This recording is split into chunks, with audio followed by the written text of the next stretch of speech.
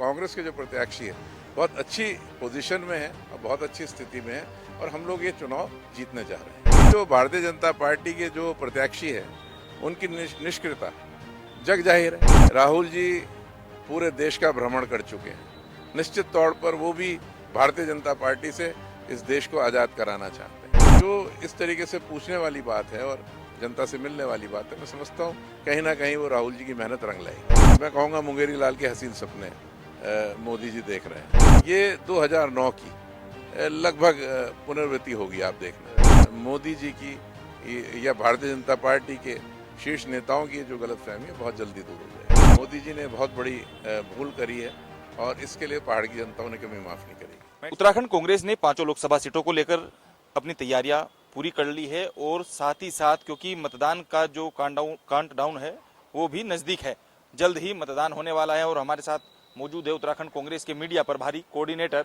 राजीव महर्षि, जो कि कांग्रेस के दिग्गज नेता कहे जाते हैं। महर्षि साहब, किस तरीके से देखते हैं 5 लोकसभा सीटों पर कांग्रेस पार्टी ने अपने प्रत्याशी उतारे हुए? देखिए, कांग्रेस की जो स्थिति है उत्तराखंड में बहुत बढ़िया है, मैं ऐसा मानता हूं। और हम 5 लोकसभा सीटें इस चुनाव में जीतने जा रहे हैं, क्योंकि जो भारतीय जनता पार्टी के जो प्रत्याशी है उनकी निष्क्रियता जग जाहिर है। महारानी टिहरी से लड़ रही हैं, महारानी राजलक्ष्मी, उनकी जो निष्क्रियता है वो जग जाहिर है। इसी प्रकार से जो अल्मोड़ा से अजय टमटा लड़ रहे हैं, उन्होंने भी कोई कार्य जनहित में नहीं किया है। तमाम ऐसी सीटें हैं जहां मेरा ये मानना है पौड़ी में एक इम्पोर्ट किया गया है, एक तरीके से एक्सपोर्ट बोलूँगा दिल्ली से पहाड़ पर अनिल बलूनी जी, वो ये सब ऐसे प्रत्याशी हैं जिनका जनहित से और पहाड़ के जो जनता के जो दुख सुख हैं उनसे कोई सरोकार इनका मैं नहीं समझता कोई भी है। तो निश्चित तौर पर कांग्रेस के जो प्रत्याशी है बहुत अच्छी पोजीशन में है और बहुत अच्छी स्थिति में है और हम लोग ये चुनाव जीतने जा रहे हैं। राहुल गांधी लगातार भारत जोड़ो यात्रा कर रहे हैं और लोकसभा चुनाव चल रहा है। क्या राहुल गांधी का जो दमखम है वो भारत जोड़ो यात्रा जो उन्होंने शुरू की थी, क्या वो इस बार इतिहास रचेगी? निश्चित तौर पर देखिए, मैं ये जरूर कहना चाहूँगा कि या तो गांधी जी ने डांडी मार्च की थी, वो आज़ादी के लिए की थी। राहुल जी पूरे देश का भ्रमण कर चुके हैं, निश्चित तौर पर वो भी भारतीय जनता पार्टी से इस देश को आज़ाद कराना चाहते हैं। और मेरा ऐसा मानना है कि जो राहुल गांधी जी की जो मेहनत है और जो उनका जनता से डायरेक्ट जो जुड़ाव है, जो एक बिखराव भारतीय जनता पार्टी ने समाज में आकर जो पैदा किया है, उसको पुनः एक करने का कार्य राहुल जी कर रहे हैं। और मैं कहता हूं जनता से मिल रहे हैं और कोई ऐसा क्षण नहीं जा रहा, आप देख रहे होंगे, आप सोशल मीडिया और प्रेस के माध्यम से देख रहे होंगे, कोई ऐसा क्षण नहीं जाता है जिस क्षण वो जनता के संपर्क में डायरेक्ट ना आ रहे हों। तो जब ऐसी इतनी मेहनत वो कर रहे हैं, इस चुनाव के लिए नहीं कर रहे हैं, वो आप पिछले 2 साल से कर रहे हैं, आपने देखा होगा। तो वो जो इस तरीके का जो जुड़ाव है, जो जनता से डायरेक्ट जो मिलना जुलना है और उनके जन सरोकारों से जो उन लोगों से जो पूछना है, उनकी बात, उनकी जो क्या तकलीफ़ें हैं, जो इस तरीके से पूछने वाली बात है और जनता से मिलने वाली बात है, मैं समझता हूँ कहीं ना कहीं वो राहुल जी की मेहनत रंग लाएगी। कांग्रेस के जो वरिष्ठ नेता है सचिन पायलट, उन्होंने कहा है कि 400 पार तो कांग्रेस ने किए थे, एक अपना इतिहास जो दर्ज किया था वो कांग्रेस ने किया था, लेकिन इस बार पीएम मोदी कह रहे हैं कि 4 जून को 400 पार। इसे किस तरीके से देखते हैं? देखिए, वो मैं कहूँगा मुंगेरी लाल के हसीन सपने मोदी जी देख रहे हैं।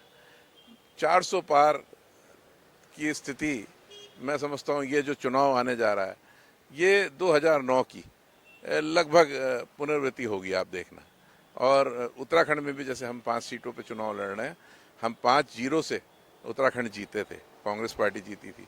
तो ये पुनरावृत्ति जो है होने जा रही है और मोदी जी की या भारतीय जनता पार्टी के शीर्ष नेताओं की जो गलतफहमी है बहुत जल्दी दूर हो जाएगी। युवाओं का एक बहुत बड़ा मामला रहा है उत्तराखंड की राजनीति में, या यूं कहें कि जिस समय पीएम मोदी ने अग्निवीरों को लेकर काम किया था और अग्निवीरों को लेकर उत्तराखंड में बड़ा बवाल भी हुआ था, क्या अग्निवीरों का जो ये मामला है चुनाव में, लोकसभा चुनाव में भारतीय जनता पार्टी के लिए कहीं कांटा साबित ना हो जाए? निश्चित तौर पर जो लोग अब जो अग्निवीर अगले साल खाली हो जाएंगे और जिन पे रोजगार नहीं रहेगा, निश्चित तौर पर ये कांग्रेस पार्टी ने अपने जो हमारा विधानसभा का चुनाव उत्तराखंड का हुआ था, हमने उस टाइम भी चेताया था कि जो पहाड़ का जो युवा है उसको बरगलाने का काम भारतीय जनता पार्टी कर रही है।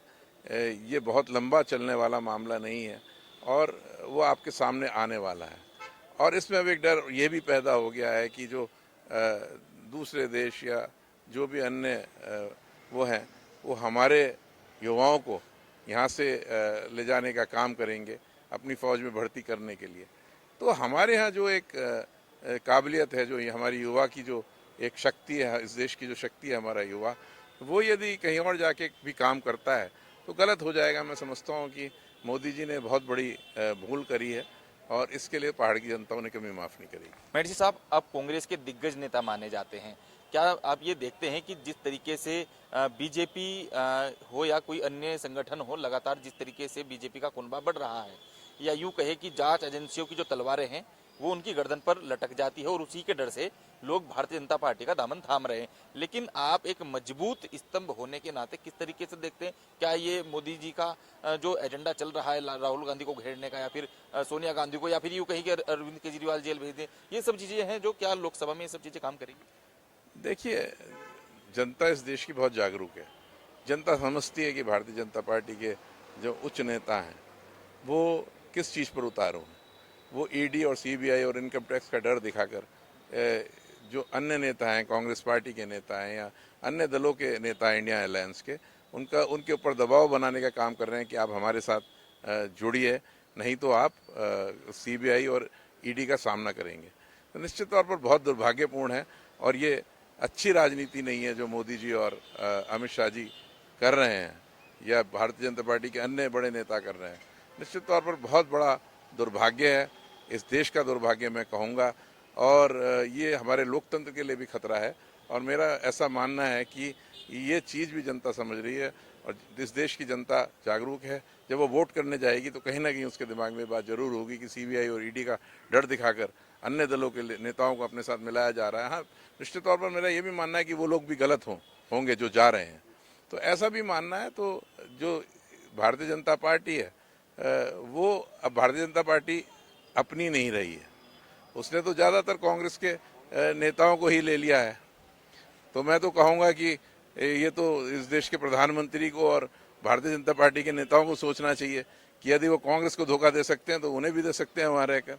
तो निश्चित तौर पर एक दिन जो है ये चीज़ भी उनके समक्ष आएगी, जो जैसा बोता है वैसा काटता है और भारतीय जनता पार्टी को उसको काटना पड़ेगा। कहा तो ये भी जा रहा है कि बीजेपी के पास ऐसी वॉशिंग मशीन है कि कांग्रेस से आते हैं या कहीं अन्य दल से आते हैं कि वो उसमें धुलकर उसमें नहाकर वो साफ हो जाते हैं। नहीं, वो तो लगातार निरंतर हमारे सब बड़े नेता कह ही रहे हैं। हम तो वॉशिंग मशीन का डेमोन्स्ट्रेशन दिखा रहे हैं।